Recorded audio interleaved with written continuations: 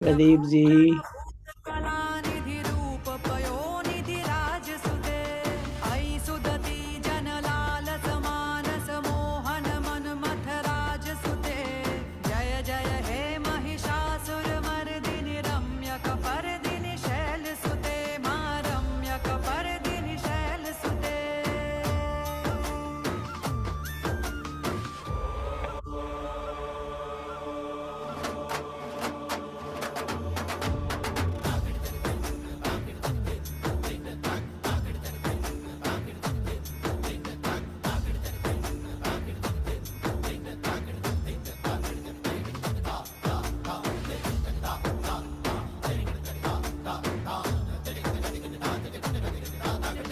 कमलदलामल कोमल कान्ति कला कलितामल भाललते सकल विलास कला निलय क्रम केलि चलत्कल हंसकुले कलिकुल संकुल कुवलय मण्डल मौलि मिलद्वकुलालिकुले जय जय हे महिषासुर मर्दिनि रम्यक परदिनि शैलसुते मा रम्यक परदिनि शैलसुते।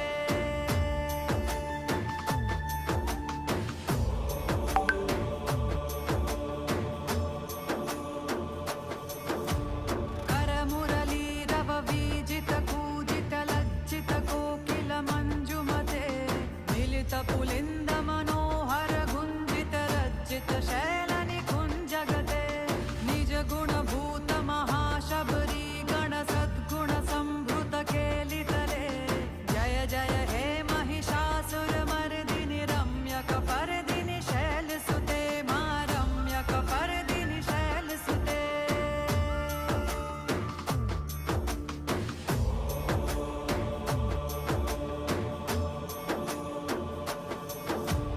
कटितटपीत दुकूल विचित्र मयूख तिरस्कृत चन्द्ररुचे प्रणत सुरासुर मौलि मणिस्फुर दंशुल सन्नख चन्द्ररुचे जित कनकाचल मौलि मदोर्जित निर्भर कुञ्जर कुम्भकुचे जय जय हे महिषासुर मर्दिनि रम्यक परदिनि शैलसुते मा रम्यक परदिनि शैलसुते।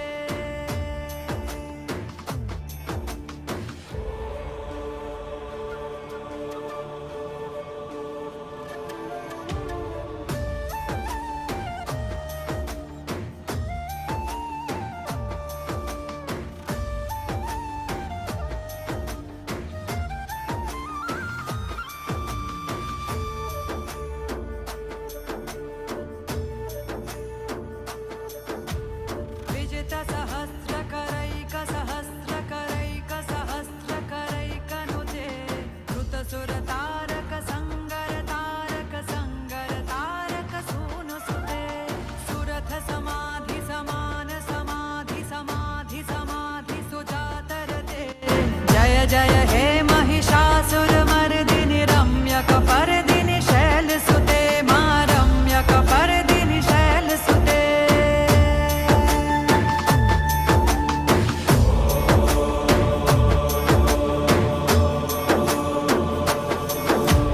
पदकमलं करुणानिलये परिवस्यति योऽनुदिनं सुशिवे अयि कमले कमलानिलये कमलानिलयः स कथं न भवेत् तव पदमेव परं पदमित्यनुशीलयतो मम किं न शिवे जय जय हे महिषासुरमर्दिनि रम्यक परदिनि शैलसुते मा रम्यक परदिनि शैलसुते मा रम्यक परदिनि शैलसुते।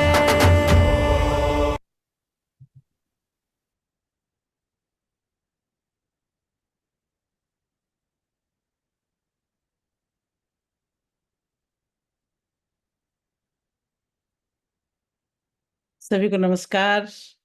आज के इस सत्र में आप सबका स्वागत है। नमस्कार। और आज फिर से आप सबके बीच आने का मौका मिला है। कोच गौरी शंकर प्रसाद जी का मैं फिर से धन्यवाद करती हूँ कि उन्होंने आज मुझे अवसर दिया कि आज का ये जो डीएमपी सेशन है वो मैं आपके बीच आकर के और इसको लीड करूं।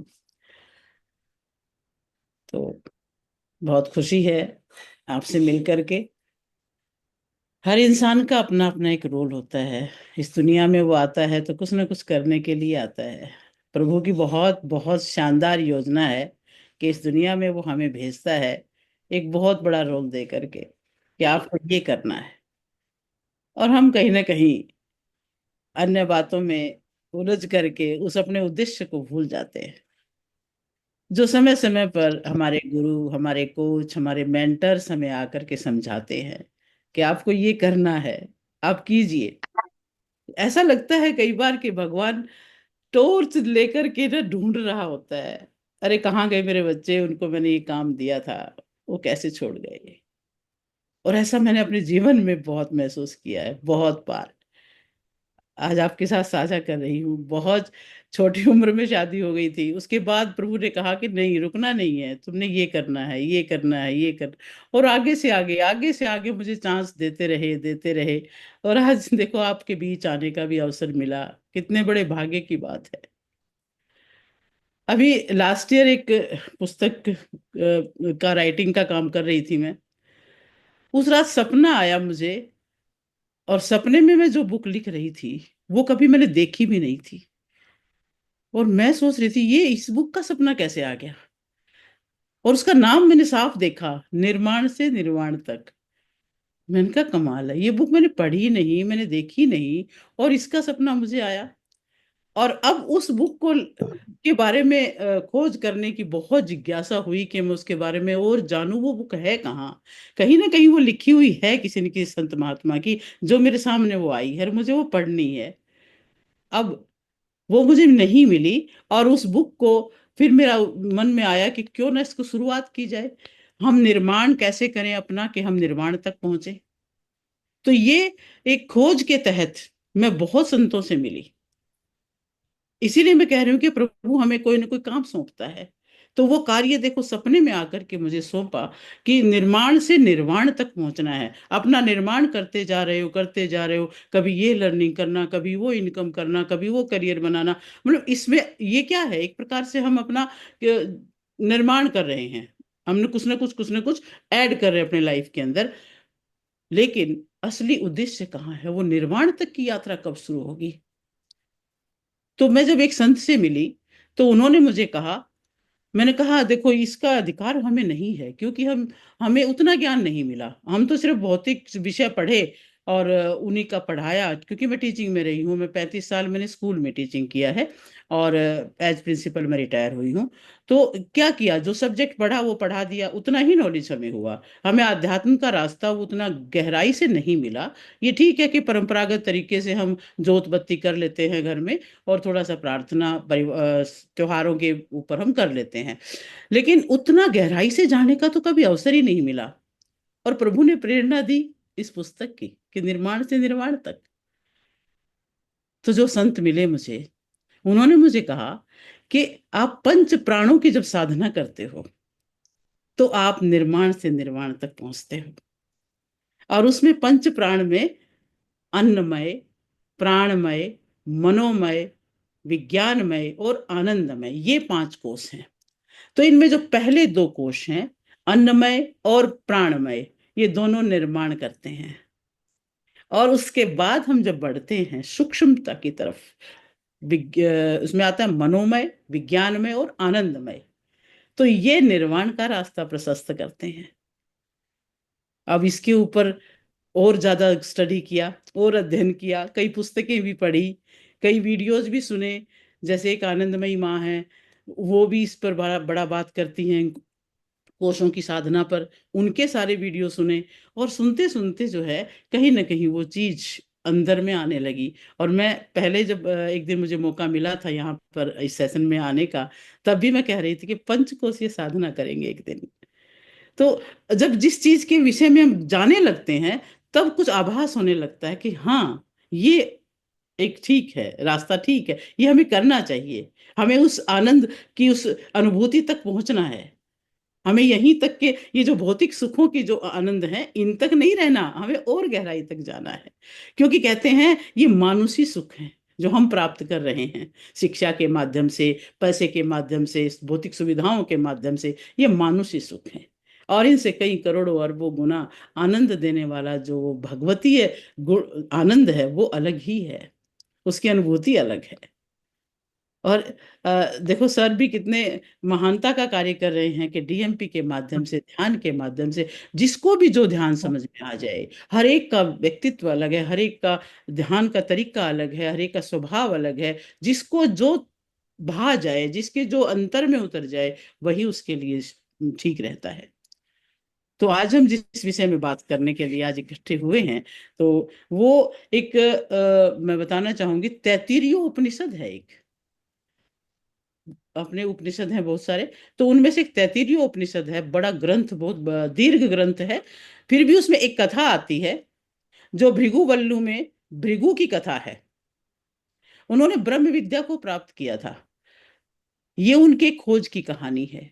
उनके पिता वरुण थे जो पूर्ण ज्ञानी थे। एक बार भृगु अपने पिता के पास गए और बोले, पिताजी मुझे ब्रह्म उपदेश दीजिए। पिता बोले, अन्न, प्राण, चक्षु, श्रोत्र, मन, वाणी। फिर उन्होंने कहा कि जिससे सब प्राणी उत्पन्न होते हैं, उत्पन्न होकर जीते हैं, इस लोक से प्रयाण करते हैं, मरणोपरांत फिर से प्रवेश करते हैं, उसको जानने की इच्छा कर, वही ब्रह्म है। अब भृगु ने तप किया और उस तप से उन्होंने जाना कि अन्न ही वो वस्तु है जिससे प्राणी उत्पन्न होता है, जीता है, मृत्यु को प्राप्त होता है और मरणोपरांत फिर अन्न में ही समाविष्ट हो जाता है। और उन्होंने पिता को अपनी खोज का परिणाम बताया कि मैंने ब्रह्म को जान लिया है, अन्न ही वो ब्रह्म है। अब अब पिता ने कहा, ठीक है, परंतु ये अंतिम साधना नहीं है, अंतिम उत्तर नहीं है, और तप करो। अब भृगु ने और तपस्या की, और तपस्या की, और जो पिता ने जो वाक्य कहा था उसी के अंदर ही उत्तर छिपा था। भृगु ने जाना कि प्राण ही वो वस्तु है, यानी अन्न के बिना जीवित रहा जा सकता है लेकिन प्राण के बिना नहीं। तो प्राण ही वो वस्तु है। तो उन्होंने प्राण साधना शुरू की, और वो प्राणी की साधना करते करते उन्हें जाना कि प्राण को साधना, इन अपने शरीर के अंदर जो पंच प्राण हैं, वो उनको साधना ही असली तप है, असली आनंद का मार्ग है, ब्रह्म का जानना है। अब फिर उन्होंने जब प्राण की साधना कर ली, फिर अपने पिता के पास जाके पूछते हैं कि मैंने तो ब्रह्म का जान लिया है। लेकिन पिता ने कहा, नहीं, अभी और तप करो। तब भृगु ने सोचा कि इसका मतलब और गहराई में जाना है। तो वो और गहराई में जाने लगे, और गहराई में जाने लगे, तो मन में विचारों का झंझावात जो था, उसको उस पर ध्यान गया। क्योंकि अन्न साध लिया, प्राण साध लिया, और फिर मन को साधने की बात आई। जो मन को साध लिया तो कहते हैं, अरे मन ही ब्रह्म है। फिर वो अपने पिता को जाके बताते हैं कि मैंने ब्रह्म साधना कर ली है, ब्रह्म का ज्ञान प्राप्त कर लिया है। लेकिन फिर उनके पिता ने कहा कि नहीं, इससे भी गहन साधना करो। फिर वो फिर से तपस्या के लिए गए, और उन्होंने फिर अपने मन के बाद बुद्धि और अपने ज्ञानेंद्रियों को की साधना स्टार्ट की, और उन्होंने विज्ञान में को उसको साध लिया। और उसके पश्चात जब अपने पिता को बताते हैं, तब पिता ने कहा कि नहीं, इनसे भी सूक्ष्म तर जब जाओगे तब जा करके वो साधना होगी। फिर उन्होंने और साधना की, और बहुत अन्नमय कोश से भी पार चले गए, प्राणमय कोश से भी पार चले गए, या अपने इंद्रियों पर भी कंट्रोल या संयम या साध करके, और बुद्धि पे भी साधना कर ली। उसके बाद फिर जब साधना में गए तो उनको कुछ भान ही नहीं रहा। और वो जो अंतिम जो आनंद की साधना थी, क्योंकि इन सबसे ऊपर सूक्ष्म से सूक्ष्म, सूक्ष्म से सूक्ष्म होते चले गए, और वो फिर आनंद में लीन हो गए। तो वो है आनंद में कोश। ये वो कोश है जहाँ आत्मा अपने को देखने लगता है, परमात्मा की झलक पाने लगता है, उसमें प्रवेश करने लगता है। तो ये आनंद की साधना है। तैत्तिरीयोपनिषद की जो भृगुवल्ली में आनंद की जो मीमांसा करते हुए उन्होंने कहा है कि कोई मनुष्य पूर्ण स्वस्थ, सुशिक्षित, ज्ञानवान, सामर्थ्यवान, सौभाग्यवान और समस्त संसार की धन संपत्ति का स्वामी हो, तो उसे जो आनंद हो सकता है वो एक मानवीय आनंद है। उससे करोड़ों अरबों गुणे जो आनंद है वो ब्रह्मानंद है।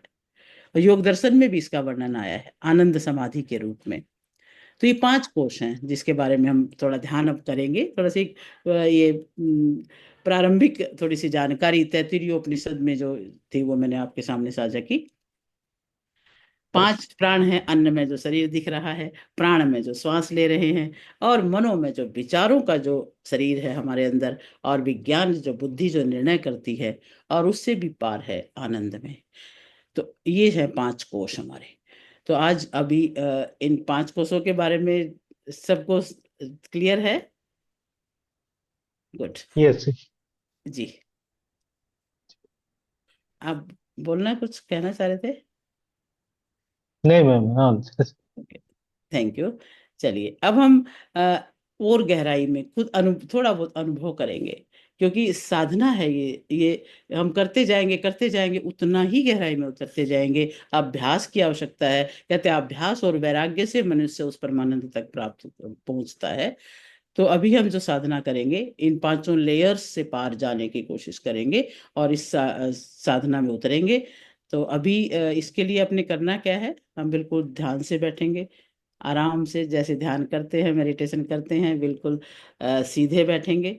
और बैठने में दिक्कत हो तो ही लेटना, वरना सीधे बैठना, कमर सीधी करके, गर्दन सीधी करके, और अपने हथेलियों को ऊपर की तरफ रखेंगे, थाइस पर रख लेंगे ऐसे ऊपर की तरफ।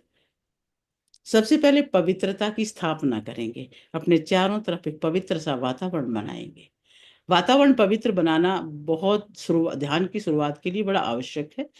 या तो आप अपने रूम को ही पूरा धूप अगरबत्ती वगैरह से थोड़ा सा चार्ज कर लें और उसके बाद उसमें बैठें, वरना हम मानसिक साधना करेंगे इस समय, हम उस चीज के लिए अब वक्त नहीं लगाएंगे, मानसिक रूप से पवित्रता का भाव चारों तरफ करेंगे। ठीक है, क्लियर? स्टार्ट करें। गुड। तो आप ऐसे बैठेंगे, ये ध्यान में इसमें ऐसे करके, पहली उंगली अंगूठा मिला करके आप ऐसे बैठेंगे। पंचकोश, आत्मा तक की यात्रा अपनी, धीरे धीरे आंखें बंद करें, दोनों हाथों को जोड़ लें एक बार। सबसे पहले हम उस ओम प्रभु का 3 बार गुंजन करेंगे, प्रणव का गहरा श्वास भरेंगे। ओ।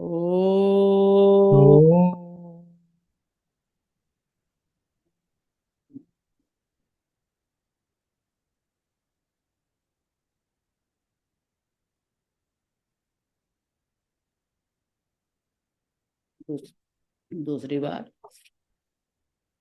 ओ।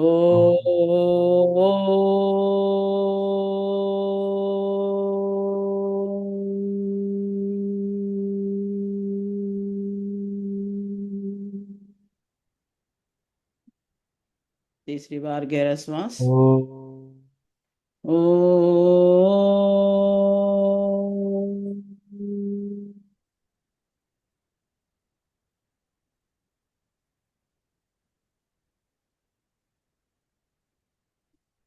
अब दोनों हाथ ध्यान मुद्रा में अपनी थाइस पर रख लें, हथेलियां ऊपर की तरफ, और कमर गर्दन सीधी,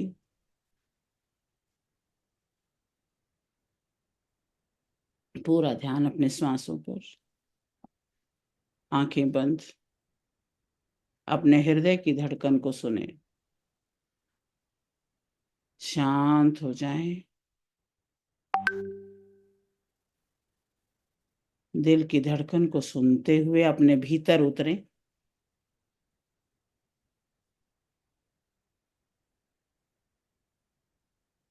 यह साधना केवल एक अभ्यास नहीं, एक यात्रा है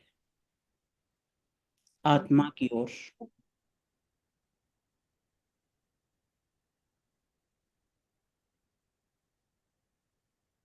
अपने चारों ओर एक सुनहरी ऊर्जा का घेरा महसूस करें।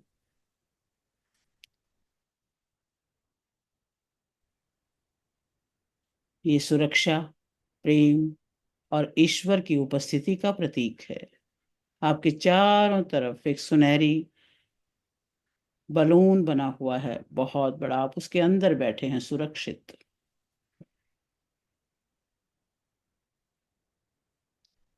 अपने शरीर मन और आत्मा को एक साथ लाएं। एक ही जगह श्वास लें और छोड़ें।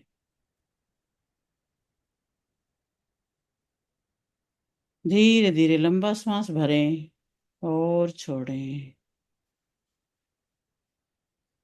हर श्वास के साथ बाहर की दुनिया से अपने अंदर की दुनिया में आए। अपने शरीर में, जिसमें स्थूल शरीर भी है, सूक्ष्म शरीर भी है और कारण शरीर भी है।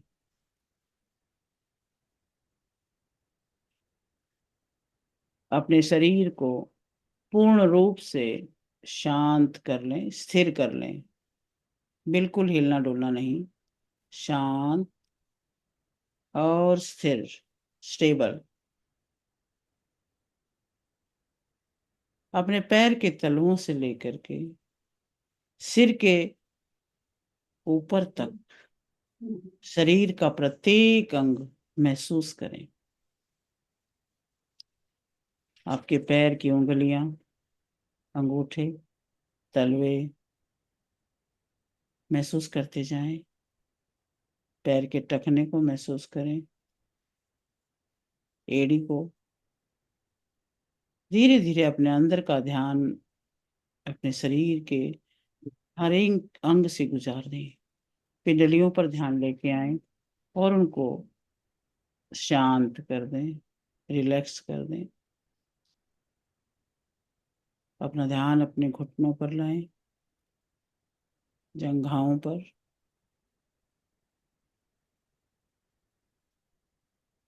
अपने पेट पर,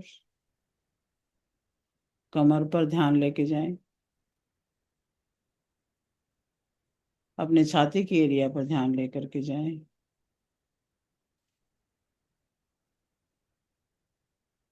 अपने गर्दन कंधों पर,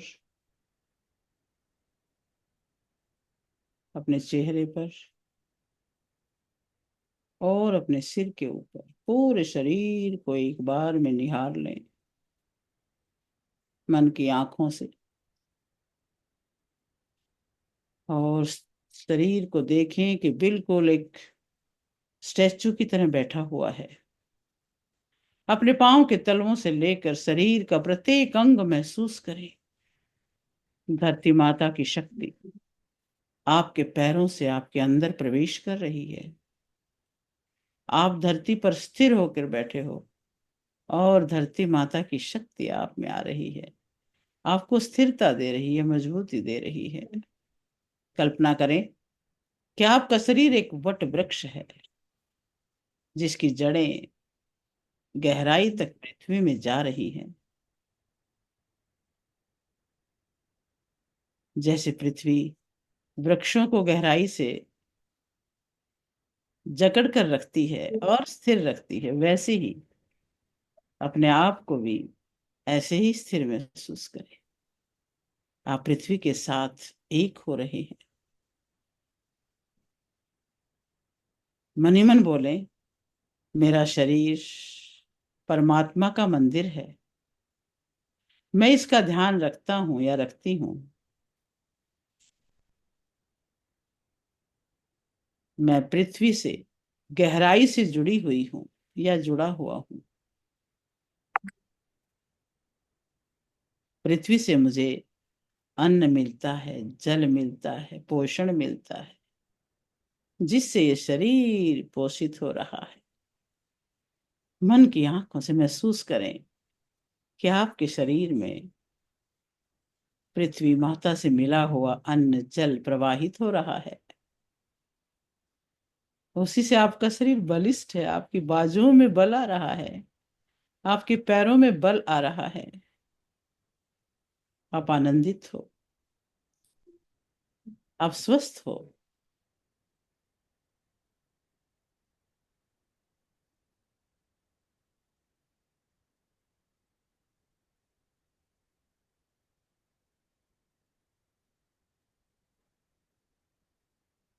अपने आप को निहारते रहें। इस अन्न से बने इस शरीर को देखें अपने ध्यान को जहां भी लेके जाएंगे वो अन्न नजर आएगा, अन्न में शरीर नजर आएगा।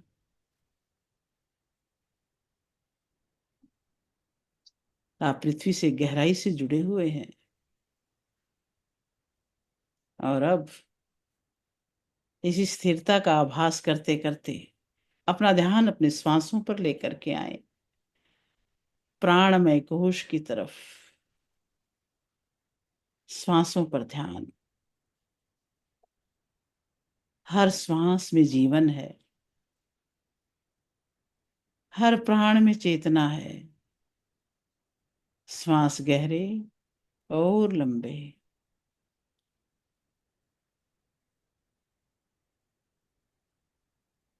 महसूस करें गहरा श्वास जो आपके ब्रेन के एक एक न्यूरॉन में जा रहा है।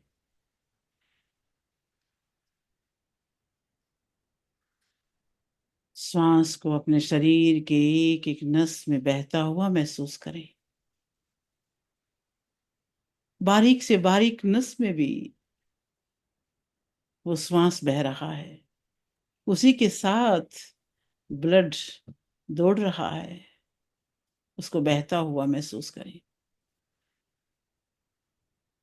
आपकी नासिका से आती जाती श्वास अब केवल वायु नहीं है, ये ब्रह्मांड की ऊर्जा है। इस ऊर्जा को अंदर लेके जाएं। ये समझें कि ये दिव्यता है, ये दिव्य ऊर्जा है। हर श्वास के साथ बड़े प्रेम के साथ इस ऊर्जा को अंदर ग्रहण करें। गहरे लंबे श्वास। जितने गहरे श्वास उतनी शरीर के अंदर इस प्राण ऊर्जा का संचार। इसे महसूस करें। ये प्राण जो जीवन देता है, जो शरीर में हलचल पैदा करता है। कल्पना करें कि रीढ़ की हड्डी से ये ऊर्जा तरंग के रूप में ऊपर नीचे बह रही है। रीढ़ की हड्डी को एक पाइप की तरह महसूस करें। उसमें से ऊर्जा कभी जा रही है, कभी आ रही है, नीचे से ऊपर, ऊपर से नीचे। पूरा ध्यान अपने स्पाइन पर लेकर के जाएं और महसूस करें। हर श्वास में आप ऊर्जा को ऊपर खींच रहे हैं। गहरी श्वास मूलाधार से सहस्रार तक। हर श्वास के साथ शरीर ऊर्जावान हो रहा है। शरीर के चारों तरफ एक दिव्य आभा मंडल बन रहा है। दिव्यता बढ़ती जा रही है क्योंकि आप ऊर्जा को ग्रहण कर रहे हो। निरंतर उस ईश्वरीय ऊर्जा को अपने प्राणों में से ले रहे हो। मन ही मन बोलते रहे, मैं प्राण हूं। अब आप प्राण हैं। बोलते जाए मन ही मन, मैं ऊर्जा हूं, मैं प्राण हूं, मैं ब्रह्मांड की चेतना से जुड़ा हूं या जुड़ी हूं। ब्रह्मांडीय ऊर्जा मेरे रग रग में बह रही है। इस अन्न में शरीर में प्राण और सूक्ष्म होकर के बह रहा है। इस प्राणों की सूक्ष्मता को अनुभव करें।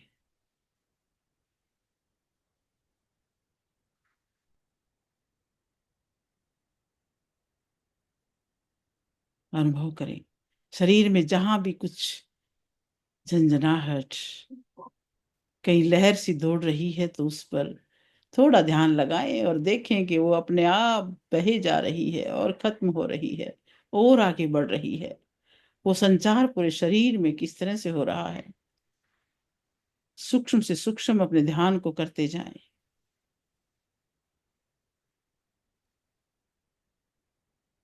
और अब इससे भी ज्यादा और गहराई में जाने का समय है। अब अपने प्राणों को बहता हुआ अनुभव किया और अब देखें अपने मन की तरफ। अपना ध्यान अब मन पे लगाएं। अन्नमय प्राणमय से और सूक्ष्म है आपका मन। मन में भावनाएं उठती हैं और डूबती हैं, विचार उठते हैं। और जा रहे हैं, आप उन्हें देख रहे हैं। विचारिक ग्रंथि कितनी तेज काम कर रही है। कभी एक विचार आया, कभी दूसरा विचार आया, सारा दिन ट्रैफिक की तरह से विचारों का आवागमन हो रहा है। उन्हें बिना पकड़े बिना हटाए देखते रहें। विचारों को देखना है बस। कल्पना करें कि आप बैठे हैं, आपके बाईं तरफ एक बॉक्स रखा है। जब पास्ट के विचार आते हैं तो आप इस बॉक्स में डाल रहे हैं। जो भी पास्ट का विचार आए बाईं तरफ के रखे बॉक्स में डाल दें। अब इमेजिन करें कि आपके दाईं तरफ भी एक बॉक्स रखा है। फ्यूचर की कोई बात ध्यान में आए तो राइट साइड के बॉक्स में डाल दें। हर विचार को आने दें, बॉक्स को भरते रहें। पास्ट का आए लेफ्ट में डाल दें, फ्यूचर का आए तो राइट में डाल दें। एक बॉक्स सामने भी रखा है। जो वर्तमान के विचार आ रहे हैं, वर्तमान में जो ध्यानावस्था में जो विचार हैं, वो सामने के बॉक्स में रखते जाएं। और कल्पना करें, मन ही मन भाव रखें। एक शांत झील है आपका मन। आपने विचारों को तो कैटेगराइज कर दिया, पास्ट के लेफ्ट में पड़े हुए हैं और फ्यूचर के राइट में, वर्तमान के सामने। अब आपका मन शांत झील है, भावनाएं लहरें हैं और आप गहराई हैं। लहरें आती हैं और चली जाती हैं। इन लहरों को स्वीकार करें क्योंकि ये जाने ही वाली हैं। और उन सब लहरों को अब प्रकाश में बदल दें। आपके अंदर प्रकाश की लहरियां उठ रही हैं। अब वो विचार प्रकाश के रूप में आ रहे हैं आपके अंदर। क्रोध को करुणा में बदल दें, भय को विश्वास में बदल दें, दुख को संतोष में बदल दें। और मन ही मन अफर्मेशन बोले, मैं अपने भावनाओं का स्वामी हूं, मैं अपने विचारों का स्वामी हूं, मैं अपने मन का स्वामी हूं, मैं शांत हूं, मैं शांत हूं। अपने आप को शांत होता हुआ अनुभव करें। निर्मल हूं, मैं प्रेममय हूं। अपने मन में प्रेम के और प्रकाश के भावों को देखें। शांत हो जाए, दृष्टा बन जाए अपने विचारों के। ये आपके इस शरीर के मन में आ रहे हैं, आप देख रहे हैं और इनको आने दे रहे हैं, जाने दे रहे हैं। और गहराई में उतरते जा रहे हैं। अब मन की बात भी आप पर कोई असर नहीं कर रही है। आप बुद्धि के स्तर पे सोचते हैं। अब बुद्धि जो कहती है वो करते हैं। अब हम प्रवेश कर रहे हैं उस स्थान पर जहां विचार समाप्त होते हैं, जहां केवल ज्ञान है, विवेक है और अंतर ज्ञान का प्रकाश है। बुद्धि के स्तर पे देखिए, अन्न में शरीर छूट रहा है और मनो में शरीर, प्राण में शरीर भी अब पीछे छूट गया है। अब प्रवेश हुआ है विज्ञानमय में और गहराई में, जहाँ केवल ज्ञान है। और अपना ध्यान भ्रिकुटी के मध्य में लेकर के जाएं।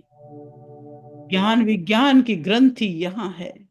आपकी पिनियल ग्लैंड, आपकी पिट्यूटरी ग्लैंड यहाँ पर एक्टिव होती हैं। अपने ध्यान को अपनी तीसरी आंख पर केंद्रित करें।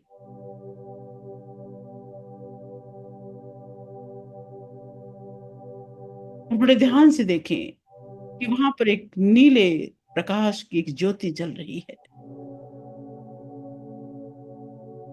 ये ज्ञान की अग्नि है, ये आत्मा की दृष्टि है। आपका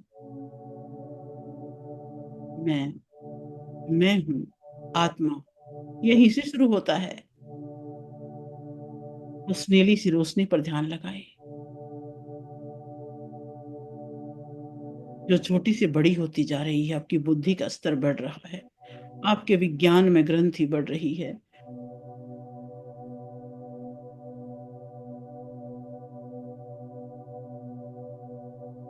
और मन ही मन अफर्मेशन बोले, मैं आत्मज्ञानी हूँ, मैं आत्मज्ञानी हूँ, मैं शुद्ध चेतना हूँ,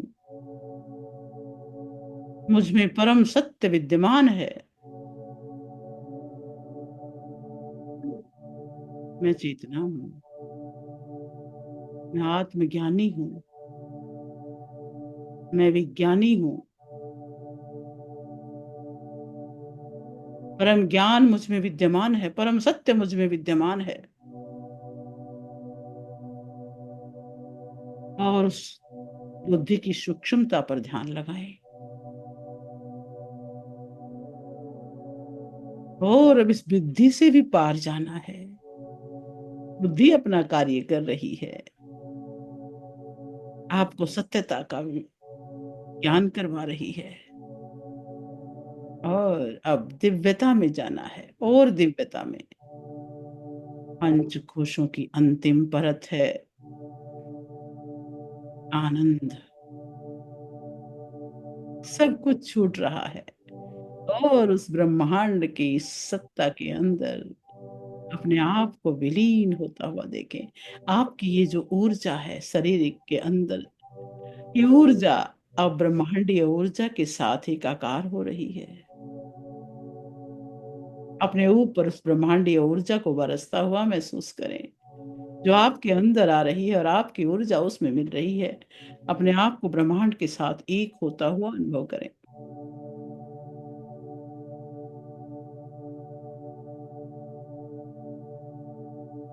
यह आनंद है, केवल शांति आनंद है। कोई नाम नहीं, कोई रूप नहीं।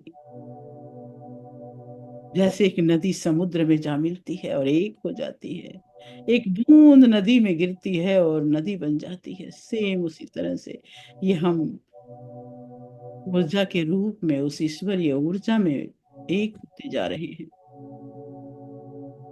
प्रकाश की एक बूंद ब्रह्मांड के असीम प्रकाश में समाहित हो रही है। अस्तित्व ब्रह्म में लीन हो रहा है। न आप शरीर है, न विचार, न भावनाएं, केवल मैं, केवल अहम ब्रह्मास्मि, सत्यम शिवम सुंदरम।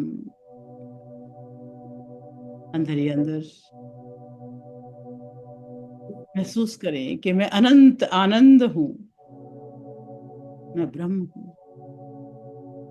अहम ब्रह्मास्मि,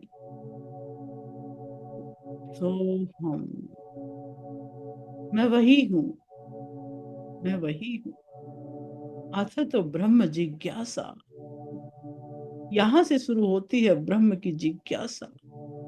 जब हम अन्नमय से, प्राणमय से, मनोमय और विज्ञानमय से ऊपर उठते हैं, तब ब्रह्म की जिज्ञासा होती है। अहम ब्रह्मास्मि, केवल मौन, शब्दों से परे, या शब्द निशब्द हो जाते हैं। अब ध्यान की गहराई में डूबते जाएं,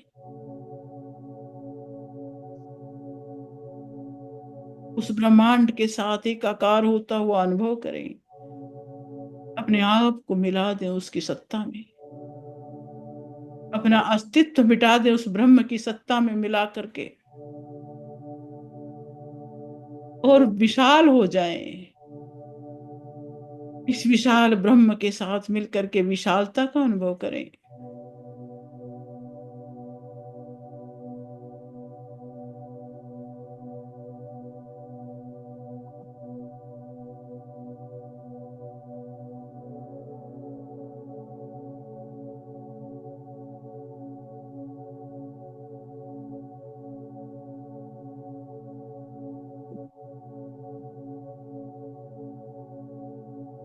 और अब उस ब्रह्मांड ब्रह्मनाद के लिए ओम का जाप शुरू करें और ओम के इस नाद के अंदर अपने आप को समाहित होने दें।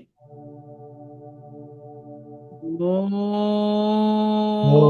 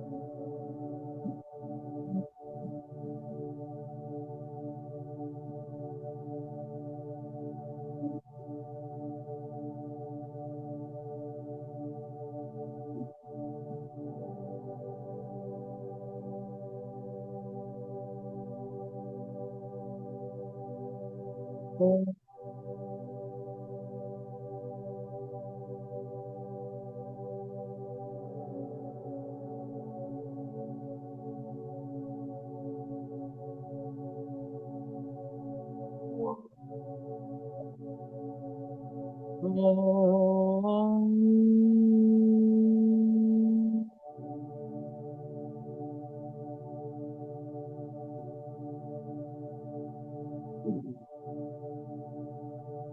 हाँ, चलिए, बिल्कुल शांत। तो धीरे धीरे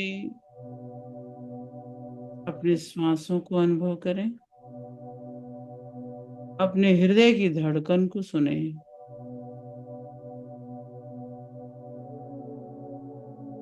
धड़कन को अनुभव करें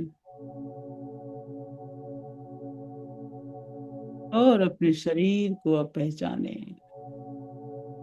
कि आप इस शरीर में हो।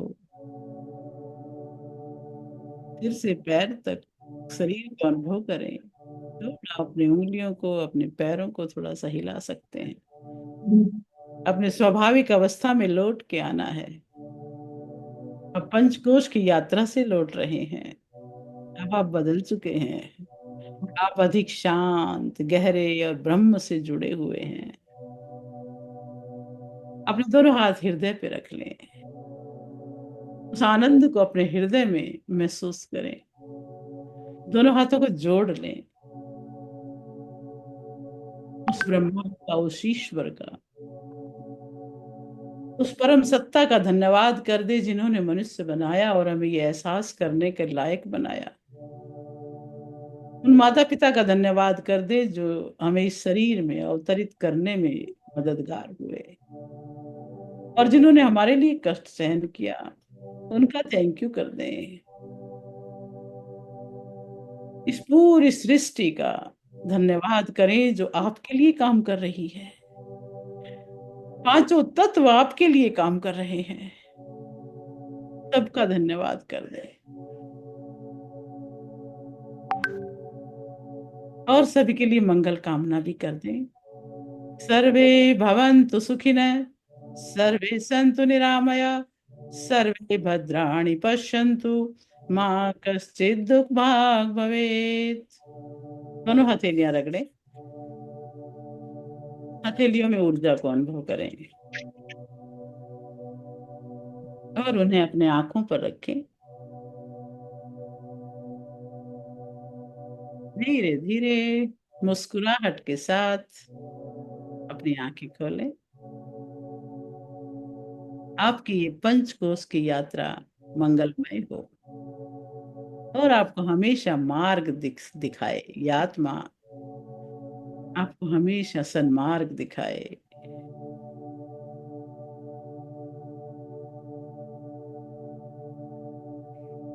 धीरे धीरे स्वाभाविक अवस्था में लौट के आ जाएं।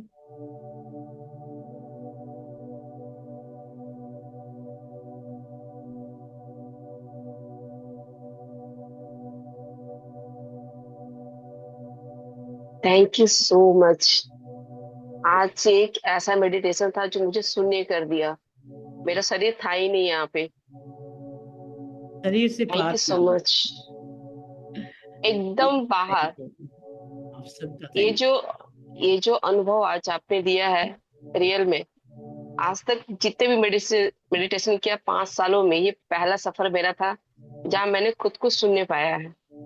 तो thank you so much the, thank you. मैं तहे दिल से आपके प्रति कृतज्ञ और आभार प्रकट करती हूँ आपको इस सफर के लिए। Thank you so much. Thank you आपका। पूरी तरह से प्योर बना दिया। थैंक यू दी। जो आपकी साधना है, आपका ध्यान है, अच्छी बात है। और इसको यदि हम प्रतिदिन करते हैं तो वाकई हम अपने स्वरूप को पहचानते हैं। हाँ जी। धीरे धीरे करके रास्ता देखो, मार्ग हमें मिला है ना। कितने कितने, यस। मैं बड़ी भाग्यशाली समझती हूँ कि इतने मेंटर्स, इतने गुरु, इतने कोच हमें मार्ग दिखाने में लगे हैं।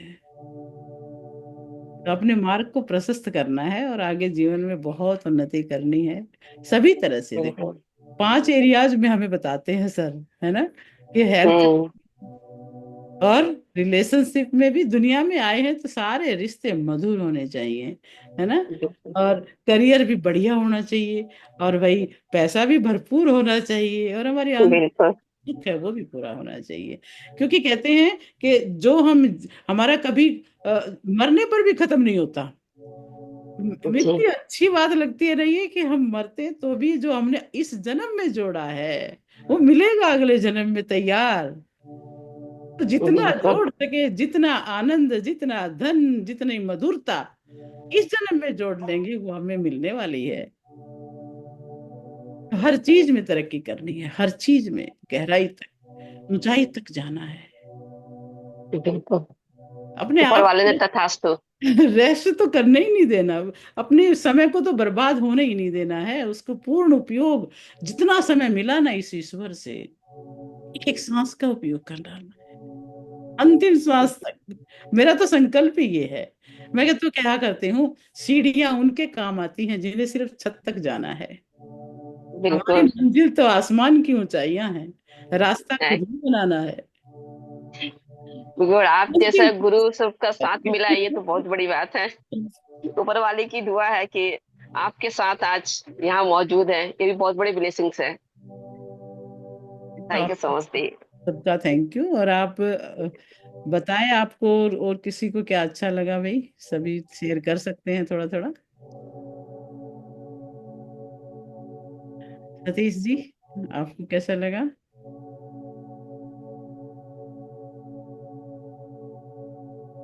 आप अनम्यूट करें। अच्छा लग अच्छा लगा। अच्छा लगा। Thank you. Very good. और गुप्ता जी, जे बी गुप्ता जी। बहुत बढ़िया लगा, एकदम मन बिल्कुल शांत, बिल्कुल ही बहुत पीसफुल हो गया, शांत। जब आप उसको उस जिस प्रकार के भाव में हम बैठ रहे थे वो अनुभव में आ रही थी बात। और मिता जी, अद्भुत। बहुत बहुत बढ़िया। मन शांत हो गया। बढ़िया, इसका अभ्यास करेंगे प्रतिदिन तो और गहराई में उतरते जाएंगे।